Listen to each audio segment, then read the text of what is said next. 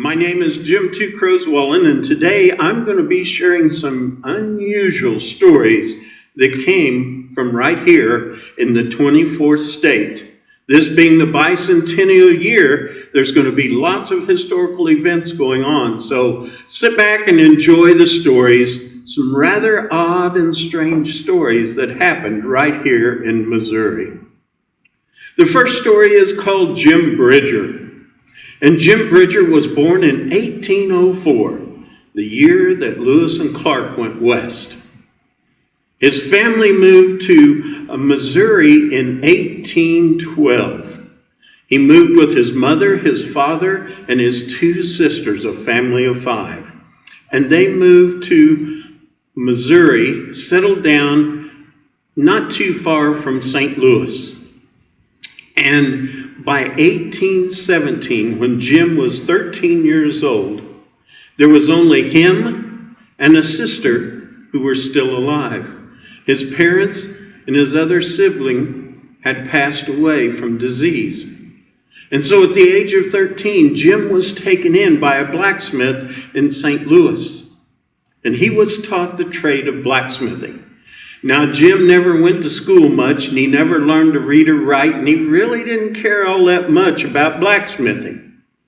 But in 1822, when General Ashley, the lieutenant governor of Missouri, put an ad in the newspaper for 100 young men to transcend the upper Missouri River for a period of 3 years, trapping furs. Jim Bridger, being a 17-year-old boy, very anxiously signed up and went west with that fur trading company.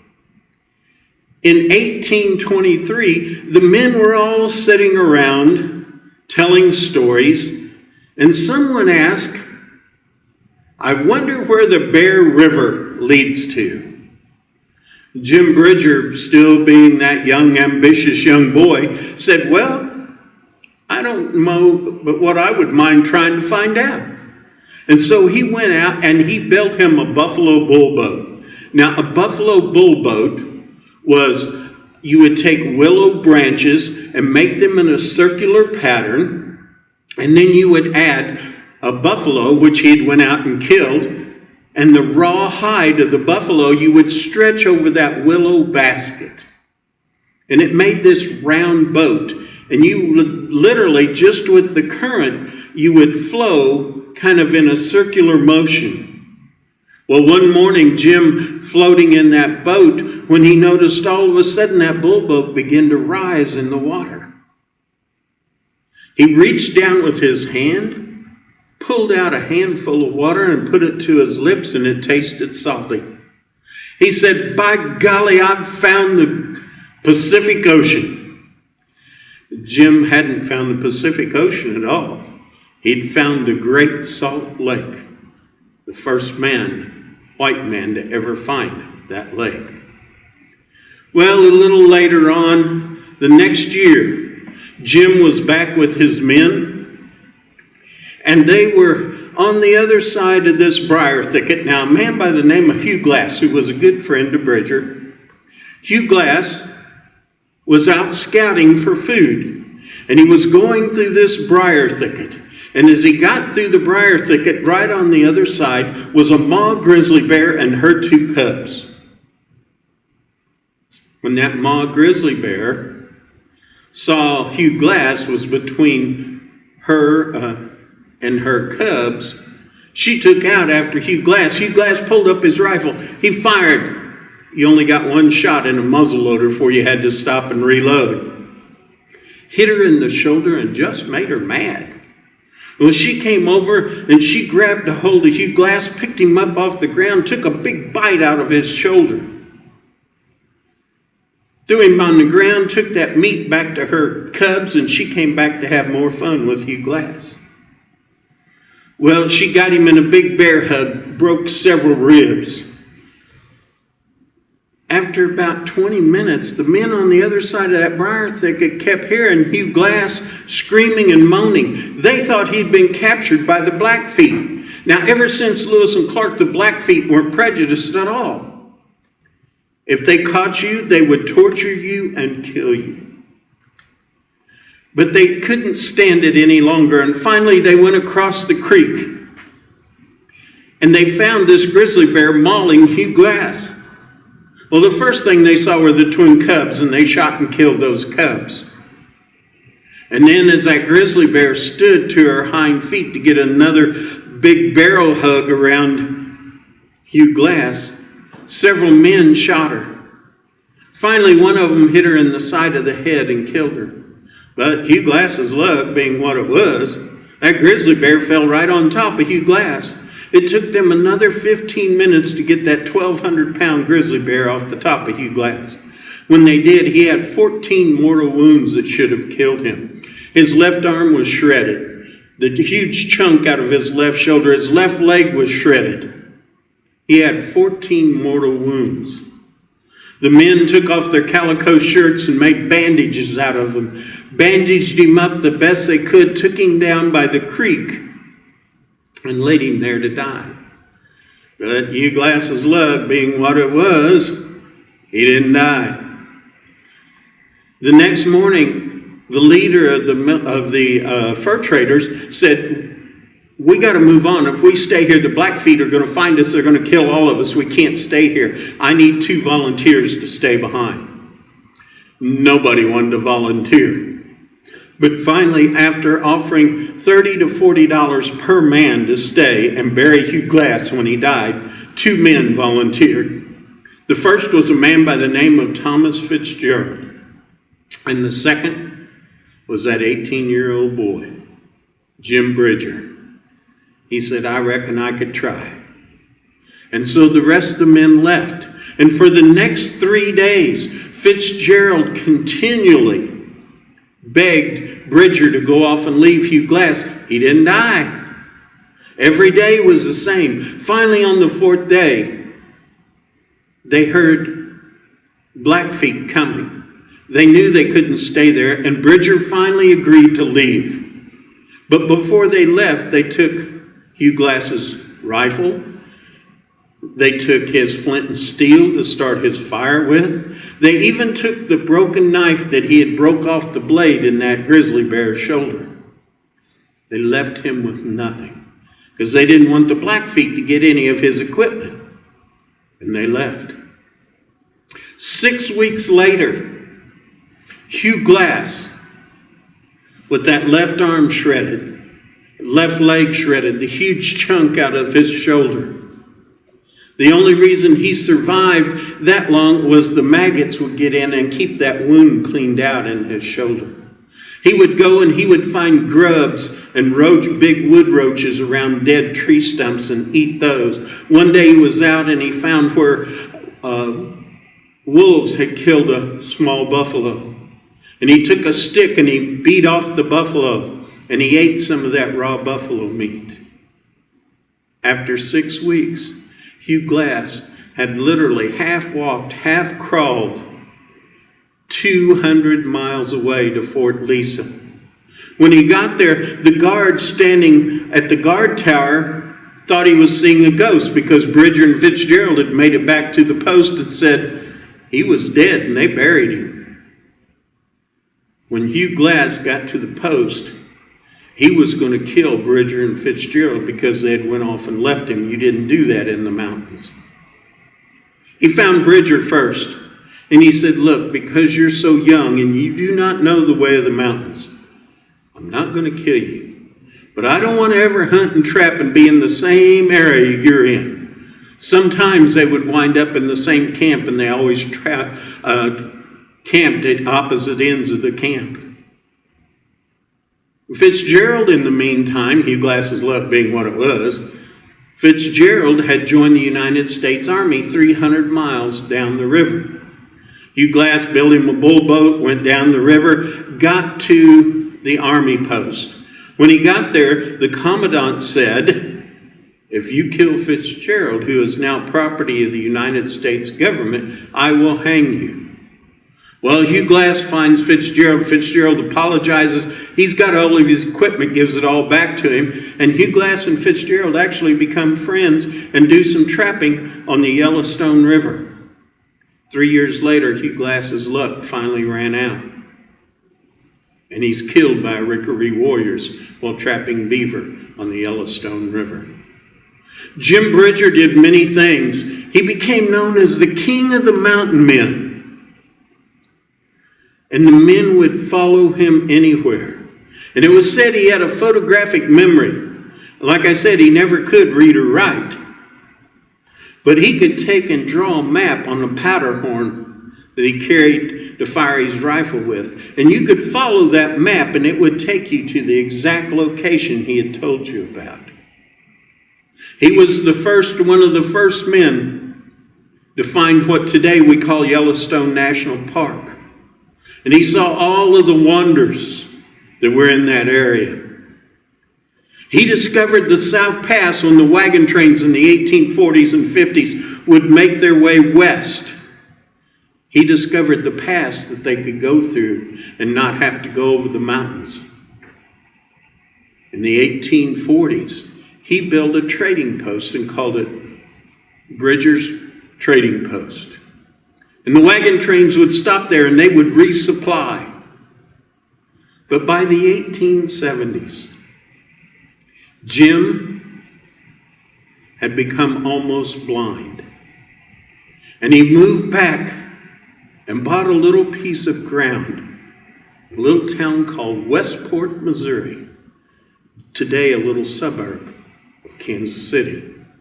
And he settled down there, and his daughter came to help him because he was blind. And daily she would take him out and she would sit him down in the wheat field. And he would take the wheat kernels between his fingers and he would smell them and he would taste those kernels and say, no, it's not ripe yet. She would take him out and she would take him to his favorite horse, a horse he called Rough. And he would spend hours a day petting his favorite horse. Sometimes she would saddle it up and that horse knew exactly where to take him. And he would ride that horse for hours at a time. Well, by now, Jim Bridger had become famous in his own time. And reporters would come daily to that log cabin where he lived in Westport, Missouri. And they would ask him to tell tales of his adventures. And he would tell them about places he had found where water came gushing out of the ground over 100 feet tall. He told them there were places where the mud would boil up out of the ground. And he told them of a spring where on one side the water was so hot that on the other side of that spring, if you caught a fish, you could take it to the hot side and boil it and eat it for your dinner. He told them a place of a valley he went into that everything was petrified. The air was so petrified that he could ride his horse from this canyon to this canyon on the petrified air. And he said even the birds were suspended in petrified flight. The reporters went back to their newspapers and they wrote down Bridger's lies. And he said, okay, if that's the way they want to be. And when they would come back again, he would tell them of finding the Great Salt Lake, and he found the Ute Indians that the state of Utah was named for. And they were in such a starving condition that he went out and he rounded up 10,000 buffalo and drove them into that Great Salt Lake and pickled them, and the Ute warriors ate on them for years afterwards. He told them many stories like that. He told them of Echo Canyon, where he would yell, Jim, it's time to get up. And exactly the next morning, that echo would come back and wake him up at the precise time he wanted to get up. Well, eventually, Jim died. And today he's buried not very far from where I'm at today, in a cemetery called Mount Washington Cemetery, right on the edge between Independence and Kansas City. And if you drive down into that graveyard and you veer to the right, you will find a large headstone with Jim's face and his hat that he always wore, facing west, the way he always wanted to go.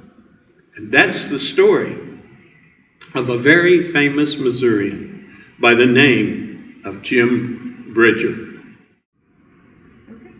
Now that was some pretty strange stuff that we talked about, but I want to tell you another story that's even stranger than that.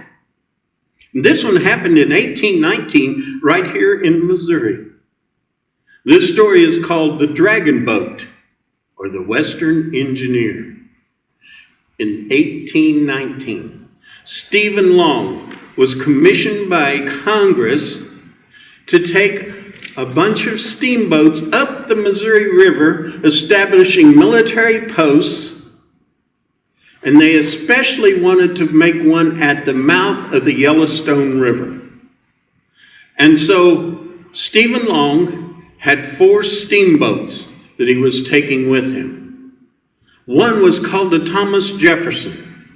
Now the Thomas Jefferson, it made it as far upriver as the Gasconade on the Missouri, where it hit a snag and sunk. It became the first steamboat to sink on the Missouri River. There were 2 other steamboats, one called the R.M. Johnson and the other one called the Expedition. They were both side wheelers. A side wheeler was where the propelling wheel that pushed the boat upriver was mounted on the side of the boat. And they struggled. A stern wheeler was much easier to sink, a side wheeler, than a stern wheeler. A stern wheeler was a wheel at the back of the boat. And so these 2 boats struggled until they made it to the Kansas River. And that's as far as they could go. They had Herculean efforts to get them that far. But eventually, they wintered at the mouth of the Kansas River, and the next spring made their way back to St. Louis. But the Western Engineer was built specifically for this mission. The way it was built, it was a stern wheeler. The wheel was at the back. And they built it, and when they built it, they built sides, and on the bow they put the head of a serpent. And they laid the smokestack down. Instead of standing up on the deck, they laid it down so it looked like that serpent was breathing smoke out of its mouth. And at the back where the stern was, they had the tail of that serpent hiding that wheel, that paddle wheel. But it looked like it was churning up water violently. Now, the Western Engineer could make 3 miles an hour going up that muddy Missouri River. That was unheard of, to go that fast. And so the Western Engineer was loaded not only with Stephen Long and military men, but it also had artists and scientists, and they were supposed to collect and do experiments along the way, and the artists, of course, were drawing and painting of what they saw. Well, the Western Engineer made it as far as Council Bluff. That's as far as they made it. And they wintered about 9 miles from Council Bluff at a brand new fort, Fort Lisa. It was Lisa's, Manuel Lisa's fort, and it was called Fort Missouri. And they wintered there, and while they were wintering there, the scientists, they went out and they did their experiments, and the artists were drawing pictures of the Native Americans from that area. Now, Council Bluff was where Lewis and Clark first met the Native Americans. And they met them up on that bluff. And when they finished their meeting with the Native Americans, William Clark wrote in his journal that night, "We had a council today with the Indians at the bluff." And of course, that became the Council Bluffs area. They wintered there all winter. They couldn't go any farther. So they turned around, and by this time, Stephen Long had been given different orders to search out some of the tributaries of the Missouri. And so the Western Engineer made its way back to St. Louis. But before they left, they established one fort in the Council Bluffs area called Fort Atkinson. And other than that, it was a military fiasco. It was a military disaster. It cost tons and tons of money, and they had very little to show for it. But what it did prove was that they could take a sternwheeler at least up to the mouth of the Platte River. Also, that mission, they never had any trouble with the Native Americans at all, because they were all scared to death when they would see this dragon boat coming up the water. And so there was some good that came out of it, but mostly it was just a military disaster.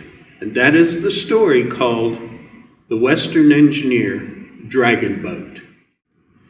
Now, if you thought that one was strange, I got an even stranger one. Because this story is called A Dead Man Led the Wagon Train. In 1812, a man by the name of William Kyle was born in Prussia. And in 1836, he married a woman who was also from Prussia. And very shortly after that, they came to America, and they landed in New York City. And Dr. Kyle, as he was known by some people, other people, he was known as King Kyle. But Dr. Kyle he was a very religious man. And he would go and he would focus on other religions, and he would visit other religions in the area.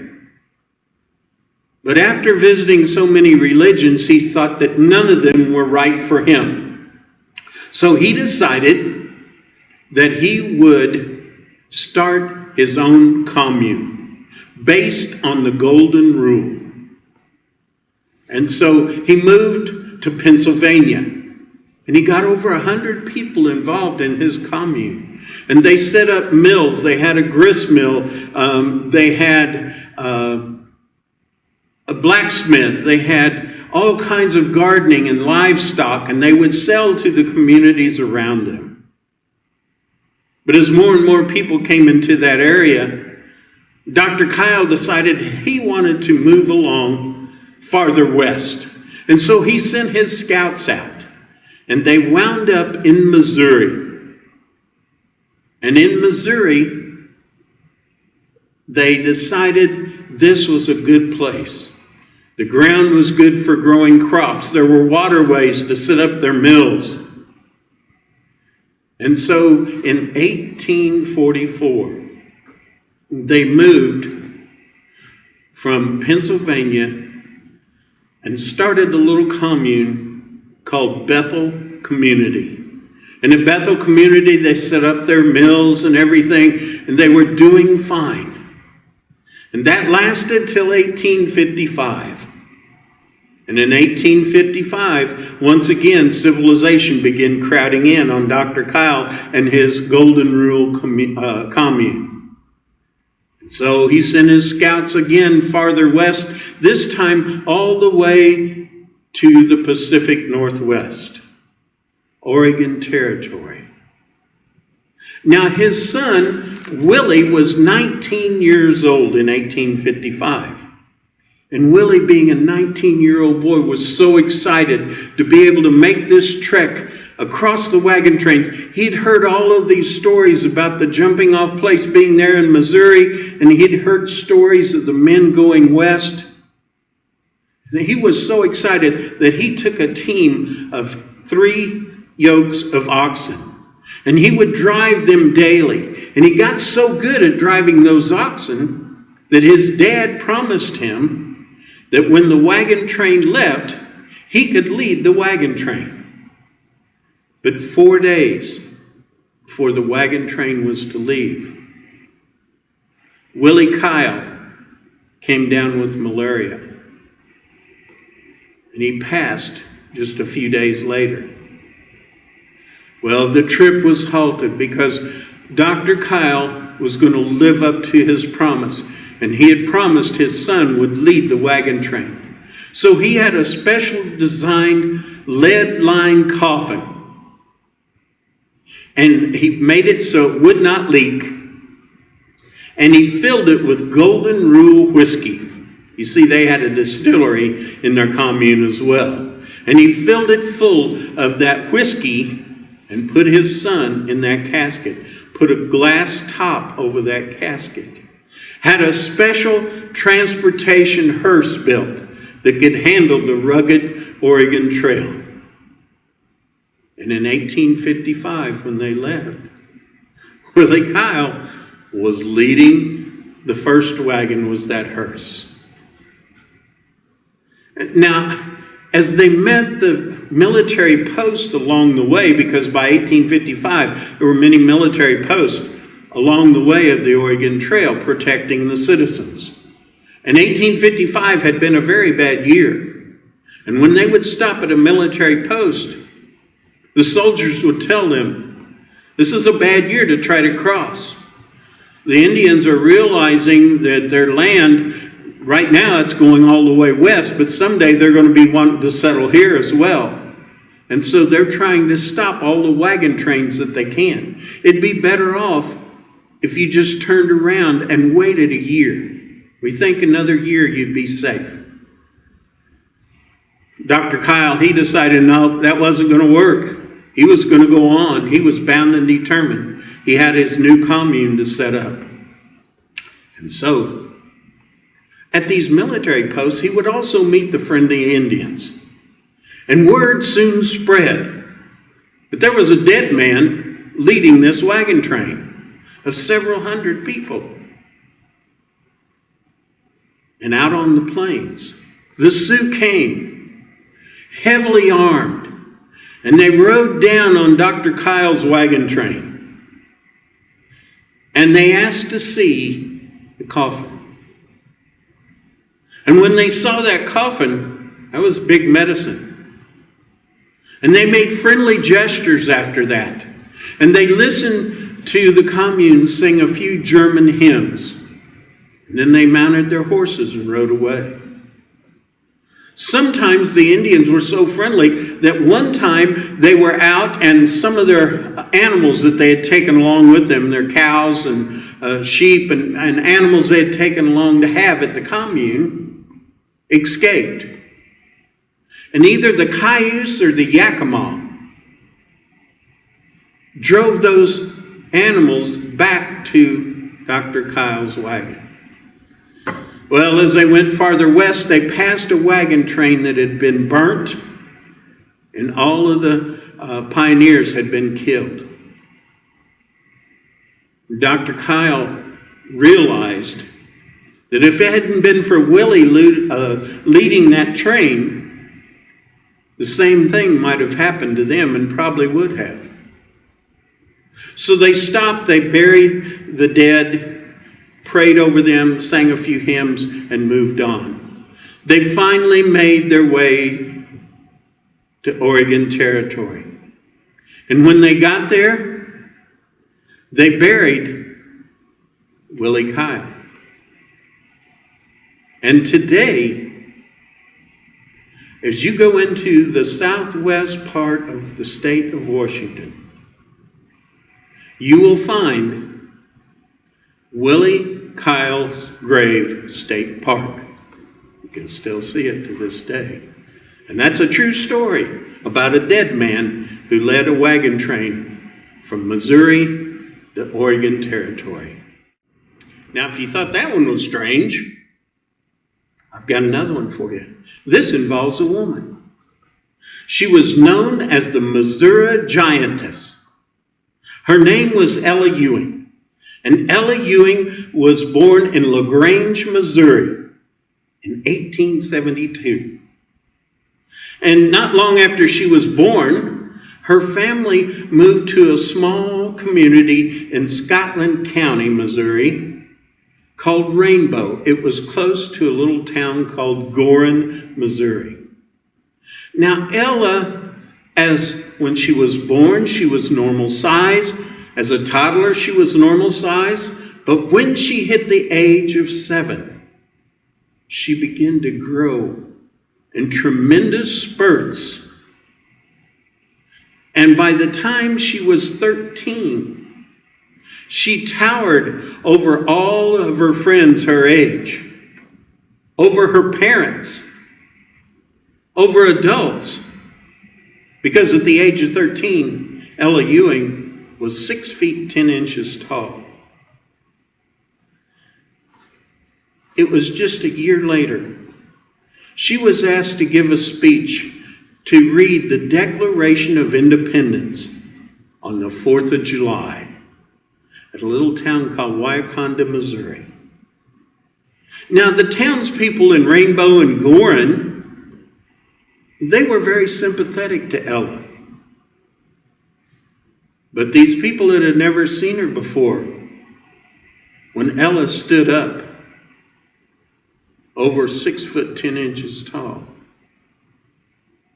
and she began to read, there were gasps in the crowd. There were snickers. There was laughter.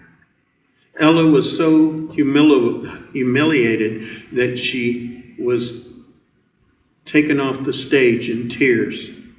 But it made a big impression on the rest of her life. Her mother said by the time she was 22 years old, she quit growing at 8 foot 4 inches tall. Her arms were long. Her hands and her feet were huge. She had special made in the U.S. size 24 shoes that she wore. And she always wore lots of rings on her fingers to hide the length that her fingers were. Well, Ella hated being gawked at. But she decided, maybe I can make something good come out of this. It was in just a year or two later, when she was 20 years old, Ella was approached by a man that owned a museum in Chicago, and he offered to give her $1,000 for her appearing at his museum for 27 appearances. At first, her parents didn't want her to go. They were afraid she would just be stared at and laughed at, and they didn't want her to go. But $1,000 to a poor dirt farmer in Missouri was more money than he could make in a whole year. And the museum owner said that her parents could come along with her. And so Ella agreed. And while they were there in the Windy City, when Ella wasn't in one of her appearances, they would all go out and they would visit the sights of the Windy City. Well, when her time was up, they went back home. They hadn't been home no time at all when the museum owner said he would give her $5,000 for appearances for the next 6 months in his museum. $5,000 was more than the Ewings could make in 10 years farming. And so Ella agreed to go. And when she finished her time, there were some men by the name of Barnum and Bailey. These men owned a circus. And they agreed to make Ella the star of their show. And they would pay her a great deal of money to be the number one act in their circus. Ella and her parents agreed, but Ella said, I will not work on Sundays. My Baptist upbringing will not allow me to appear on Sundays. If you can live with that, then I will come. And for the next 17 years, Ella Ewing was the star attraction at the Barnum and Bailey Circus. Now, you may think that was bad. People staring and laughing and pointing. But actually, Ella found that the circus people, there were a lot of strange characters there. And none of them thought anything about Ella. In fact, oftentimes she was made an appearance with a 23-inch tall dwarf midget from Russia by the name of Peter the Small. And they would oftentimes appear together, her being 8 foot 4 inches tall and him being 23 inches tall. Well, this was a hard life for Ella. She was big. There were not, if they were on the road, they couldn't find a place that was big enough for a bed for her. And she would have to sleep on the floor. And it began to take a toll on her body. And Ella became sick. And they went back home. And just a few days later, Ella passed away at the age of 40. But her parents, their trying times weren't over with yet, because they were afraid that someone might steal her body from the grave. Ella had asked to be cremated so that nobody could steal her body. But her very religious parents, her father just couldn't bring himself to do that. And so they had a regular funeral and burial service. As soon as they found out the arrangements, a casket company started working day and night to make a casket big enough to hold Ella's body. The hearse that pulled her body, they had to take the seats out of the horse-drawn hearse to make the casket be able to fit inside and the doors closed behind her. Ella was buried. No one dug up the grave. And in 1969, the Missouri Department of Conservation named a lake near Gorham, Missouri, the Ella Ewing Lake. The story is called The Missouri Giantess. All right, we're good to go. Now, you think that was strange? How about the two most famous dogs in Missouri history? In fact, in American history. The two most famous dogs lived right here in Missouri. First one was a dog by the name of Old Drum. Now, Old Drum, he was just a mutt. He liked to hunt. And his owner, a man by the name of Mr. Burden. Mr. Burden had this dog, and he loved his dog like we all do. But his neighbor, Mr. Hornsby, he sent his hired hand out to kill whatever critter was messing with his livestock. And Old Drum wound up deader than a boiled owl. Well, when Mr. Burden found out that Mr. Hornsby had had his dog killed, he took him to court. The county court in Warrensburg, Missouri. That's where he took him to court. And he hired a lawyer. And this lawyer asked his good friend, George Graham Vest, another lawyer, if he'd sit in on the case and kind of check it out, see what was happening. And so the case was brought to court, and both sides told their story. And it was time for the summations. And the lawyer for Mr. Burden, he went to George Vest and he said, "Look, I paid you $10 to sit in on this, and you ain't done a thing yet. Can you help with this summation?"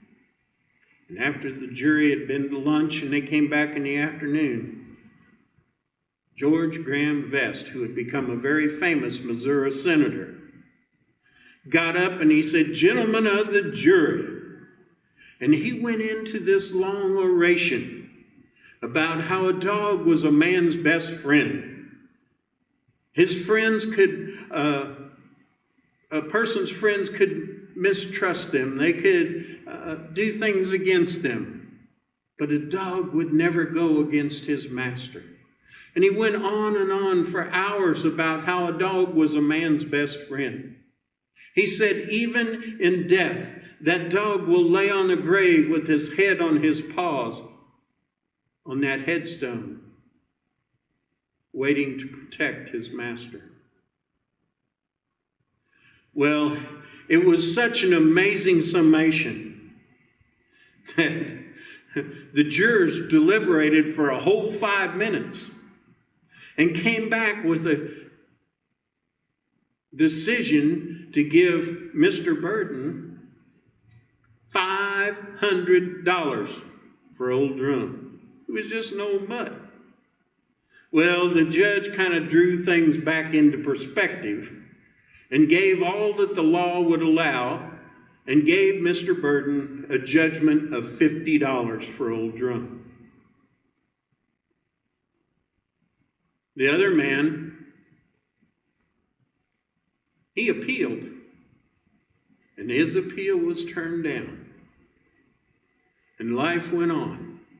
But today, if you go to Warrensburg, Missouri, and I'll go to the county courthouse, there is a bronze statue of Old Drum right there in the courthouse.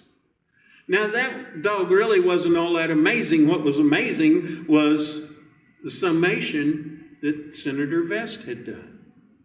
But this other dog, he was actually had been born in Louisiana, and he was of champion bird stock. He was a Llewellyn setter, and his name was Jim.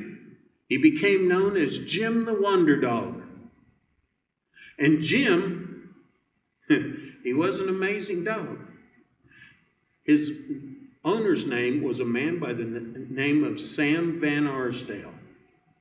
And Sam Van Arsdale found out one day while he was hunting, he said, Jim, that quail I just killed's behind that tree over there. You can't see him. Go get him. And it was as if Jim had read his mind, went over, picked up the quail. Well, Sam Van Arsdale had said in the 12 years that Jim the Wonder Dog lived, had shot over 5,000 quail over Jim. He was of champion stock. But even more unbelievable than that, Jim was able to decipher what men said, and he would do their commands. Van Arsdale, now some people thought, yeah, you tell him, how old are you, Jim? And he hits his paw 4 times on the ground. No, that wasn't what Jim did. Van Arsdale, he would tell Jim, Jim, go find the 3rd oak tree down the block.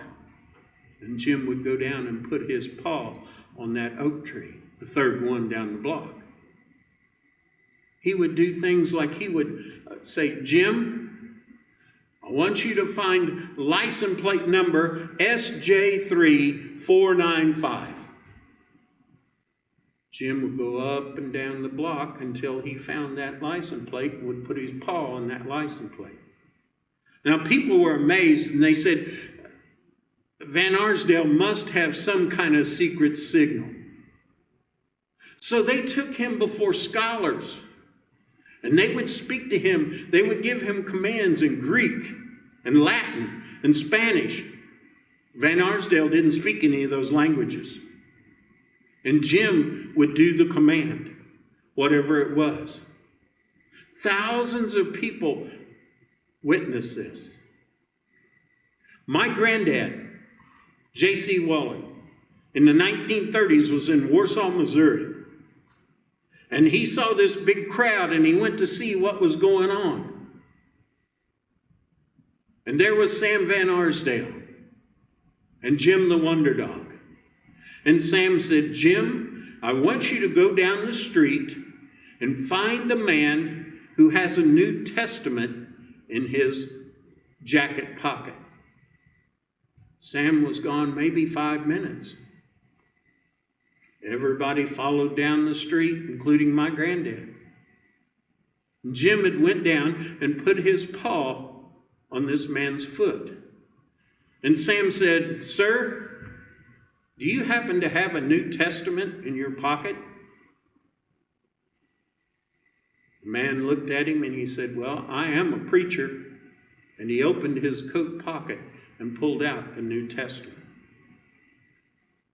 Sam said, "Jim, go find the license plate that is from Nebraska." It wasn't no time. Jim had put his paw on that Nebraska license plate. My granddaddy told me this. He had saw it himself. There was a friend with Jim that day, or with Sam that day, and he said, "I wonder if he can pick out the car that I drove from Jeff City here to Warsaw." Oh, Jim, he just trotted along till he came to that DeSoto and put his paw on that DeSoto that the man had drove from Jeff City.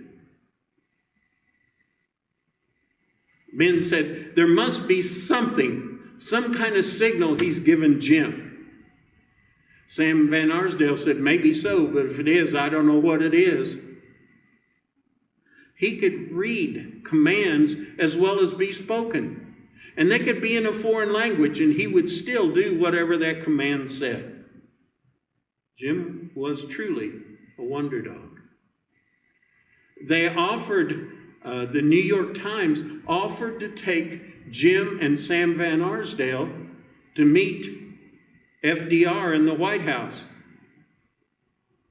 But Sam turned them down. He said, "No, I don't want to get him too much exposure." Now, Jim was also good at predicting things. And in 1936, he predicted the New York Yankees would win the World Series. And they did. And he predicted that in 1936, FDR would beat Alf Landon in a landslide. And he did. Jim was offered $1,000 for one of, or Sam was offered $1,000 for one of Jim's pups. Jim had sired 5 pups, 3 males and 2 females. And he was offered $1,000 for one of those male pups. But Sam turned it down. He would not give any of the pups away. He kept them all. He was offered $365,000 to tell the secrets and how he got Jim to do all of these things. He said, "If I knew how he was doing it, do you think a man would turn down $365,000? Especially in those days." Well, eventually, Sam and Jim were on a fishing trip almost to Warsaw. And Jim had a heart attack and died. He almost made it to his 12th birthday. Well, Sam took him back to Marshall, Missouri. That's where they lived. And he went to the city fathers. And he said, "I would like to bury him in the human cemetery. He's a very famous dog." The city fathers looked at him and they said, "We don't want no dog in our human cemetery. You cannot bury him there." So Jim, he went out, and Sam went out, and he dug a nice little grave right on the outside of the fence of the people's cemetery.